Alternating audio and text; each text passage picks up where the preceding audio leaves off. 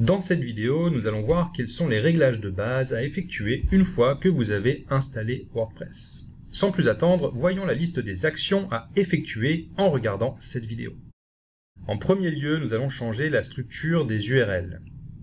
Nous allons ensuite renseigner les informations du site, puis modifier le profil de l'admin. Nous allons enfin supprimer les pages d'exemple et vérifier que le site est bien visible des moteurs de recherche. Intéressons-nous tout d'abord à la structure des permaliens. La structure des permaliens, c'est celle des URL de vos pages web. Par défaut, cette structure est une suite de chiffres et de caractères peu optimale pour le SEO. Pour changer cela, rendez-vous dans Réglages, Permaliens. Dans l'onglet Réglages, je clique donc ici sur Permaliens. Vous pouvez voir ici qu'on a différents réglages. Alors, les réglages les plus courants est celui qui est choisi par défaut, qui reprend la date et le titre de l'article. Celui qui va nous intéresser ici, c'est le titre de la publication. Pourquoi, me direz-vous? Eh bien, parce qu'avoir une date dans l'URL de vos articles, de vos pages, ce n'est pas utile. Cela crée une longueur qui n'est pas nécessaire. Et surtout, dans beaucoup de cas, vous allez chercher à avoir un site qui ait du contenu intemporel. Il n'y a aucun mal à vouloir faire des sites d'actualité, j'en ai fait moi-même, mais dans une stratégie de SEO, c'est-à-dire d'optimisation pour les moteurs de recherche, il est plus judicieux d'essayer de créer un contenu qui ne sera pas démodé la semaine, le mois ou l'année prochaine.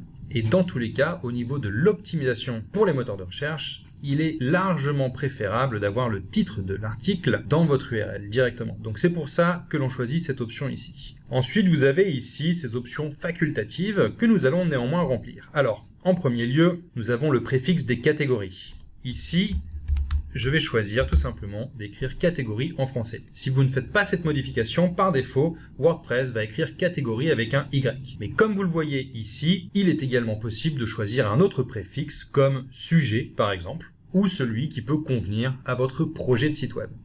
Pour l'instant, je vous invite à laisser catégorie. Ensuite, on a le préfixe des étiquettes ou des tags en anglais. Donc en anglais, cela va être tag, T-A-G. En français, vous pouvez mettre étiquette. C'est optionnel, certains vont préférer laisser tag ou alors choisir peut-être autre chose, mais dans mon cas, j'aime bien étiquette, donc je vais modifier ainsi ce préfixe. Vous remarquerez au passage que catégorie et étiquette sont écrits sans accent. En effet, vous devez éviter l'utilisation des caractères spéciaux dans vos URL, à l'exception des tirets. Vous cliquez ensuite sur enregistrer les modifications et nous pouvons passer à la prochaine étape. Passons maintenant aux informations du site. Les informations du site se trouvent dans la partie Réglages et Général. Elles comprennent notamment le titre de votre site, son slogan, votre adresse mail, etc. Rendons-nous donc ici dans Général. Et la première chose que nous allons vérifier, c'est le titre de votre site. Ici, mon site s'appelle Mon Super Site. Donc voilà, c'est le titre, je vais le laisser. Le slogan, eh bien, vous allez pouvoir renseigner le slogan de votre site. Mon super slogan pour mon super site. Vérifiez ensuite que l'adresse web est la bonne. Alors, dans votre cas, si vous voulez avoir une URL avec les 3 W, vérifiez bien que les 3 W sont présents. Ici, il s'agit d'une installation locale, donc je ne peux pas le changer. Sachez que si vous modifiez cela, c'est-à-dire que vous allez rajouter ici par exemple les 3 W si vous ne les aviez pas mis, ou si au contraire vous voulez les enlever, vous allez, une fois que vous enregistrerez vos modifications, être déconnecté de WordPress et vous devrez vous reconnecter. Voilà, donc ne soyez pas surpris si cela vous arrive. Votre adresse de messagerie, c'est celle qui va être utilisée à des fins administratives, c'est-à-dire lorsqu'il y aura des notifications de commentaires par exemple, c'est sur cette adresse-là que vous allez les recevoir. Inscription, tout le monde peut-il s'inscrire ou non? Par défaut, cette option est décochée. Si vous n'avez pas un site qui requiert que ses utilisateurs créent un compte, vous n'avez pas besoin de cocher ceci. Et si vous avez effectivement par exemple une boutique e-commerce, donc une boutique sur laquelle les gens vont créer leur propre compte, eh bien cette option sera cochée toute seule. Donc pour l'instant, je vous invite à la laisser comme ceci. De même que le rôle par défaut, abonné. Ensuite, la langue du site, eh bien ici c'est le français. Le fuseau horaire UTC plus 0, cela doit donc être cela. Regardons ici le format de date. Vous voyez qu'on a un format personnalisé avec décembre 28 2020, qui est un petit peu sur un schéma anglophone. Donc je vais plutôt ici choisir le 28 décembre 2020. Au niveau des heures, eh bien je vais le prendre comme ça, le format d'heure. Et la semaine débute effectivement le lundi. Tous les paramètres me paraissent corrects, je vais cliquer sur enregistrer les modifications. Voyons maintenant comment créer le profil de l'admin, ou en tout cas le modifier. L'admin du site, c'est généralement aussi son auteur principal, et dans tous les cas, c'est vous qui venez de créer ce site WordPress. Vous allez pouvoir choisir le nom à afficher, renseigner une bio, votre email, qui est éventuellement lié à un gravatar, et pour faire toutes ces modifications, il vous suffit de vous rendre dans Compte et Profil. Me voici donc dans Compte et Profil. Et vous pouvez voir ici donc l'affichage de ces options personnelles. À commencer par l'éditeur visuel, vous pouvez le désactiver, ce qui n'est pas souhaitable. L'édition de code, vous pouvez désactiver le surlignage syntaxique lors de l'édition de code. On va le laisser pour l'instant, c'est quelque chose que vous ne rencontrerez probablement pas ou pas souvent. Ensuite, vous voyez que vous pouvez changer les couleurs de l'interface d'administration. Donc, si vous voulez quelque chose d'autre au niveau des couleurs, vous pouvez le décider ici. Personnellement, je vais le laisser sur la sélection par défaut. Vous voyez ensuite qu'on a les raccourcis clavier qui vous permettent d'avoir des raccourcis pour la modération des commentaires. Ce n'est pas forcément indispensable pour l'instant, et si cela vous intéresse, vous avez un lien ici pour avoir plus d'informations en anglais.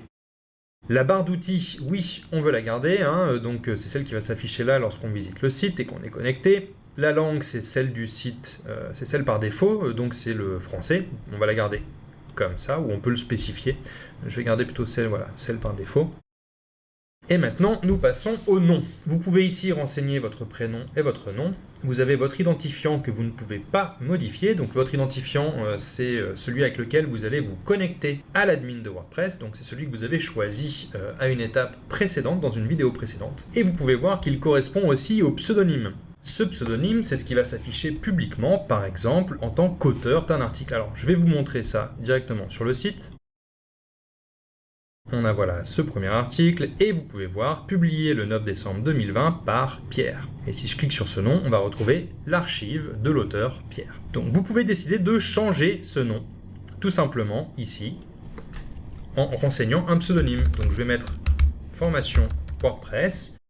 Et dans le nom à afficher publiquement, je vais choisir ce pseudonyme. Je vais maintenant faire une mise à jour. Et je vais rafraîchir la page. Vous pouvez voir que le nom de l'auteur a bien été changé. Continuons avec ensuite l'adresse de messagerie. Cette adresse de messagerie, c'est celle qui est liée à votre compte et c'est celle aussi qui va être liée au gravatar qui s'affiche lorsque, par exemple, vous publiez un commentaire sur le blog. Alors, vous pouvez voir ici qu'on a un lien pour changer de gravatar. On va le faire tout de suite. Si vous n'en avez pas encore, cela peut être utile. Donc, vous pouvez vous y connecter avec wordpress.com. Ici, je vais créer un compte pour l'adresse email que j'ai créée pour l'occasion, qui est donc pierre@formationwordpress.org. Voilà. Et je vais créer mon compte. Voilà, donc j'ai un email de confirmation. Activer le compte. Et maintenant, si je veux revenir sur le gravatar, parce qu'on s'en est un petit peu éloigné, je vais recliquer sur le lien ici. Voilà, donc on a l'adresse email à modifier. Et ici, vous avez un lien Add a new image. Ou alors ici, rajouter une image en cliquant ici. Donc, je vais parcourir les fichiers et puis trouver le logo de WordPress par exemple.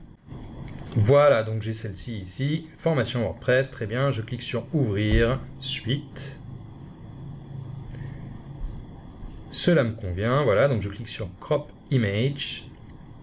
C'est rated G, voilà, c'est bon pour tout le monde, il n'y a rien d'offensant dans cette image. Alors, bizarrement, elle ne s'affiche pas. Bon, je confirme, quoi qu'il en soit. La prise en compte de l'ajout de cette image peut prendre un petit peu de temps avec Gravatar, donc il n'est pas anormal qu'on ne la voit pas encore. Quoi qu'il en soit, maintenant que votre adresse email possède ce Gravatar, ce dernier s'affichera chaque fois que vous posterez sur un site utilisant ce système. Nous verrons cela tout prochainement lorsque nous écrirons un commentaire d'exemple. Vous voyez ci-dessous le champ site web. Ici, renseignez l'URL de votre site si ce n'est déjà fait. Ce lien sera ajouté sur votre pseudonyme dans vos commentaires. Ce qui est bon pour le SEO et aussi pour renvoyer les gens qui cliqueraient sur votre nom, tout simplement vers votre site. Ensuite, vous voyez ici les renseignements biographiques. Alors, ma bio, ici, blablabla. C'est juste un exemple pour voir ensuite que ça va s'afficher sur votre page de profil. Donc regardons ça.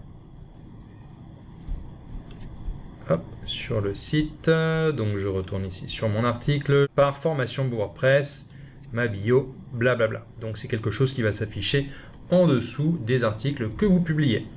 Et vous pouvez voir en passant que maintenant on a l'image qu'on a choisie sur Gravatar qui s'affiche.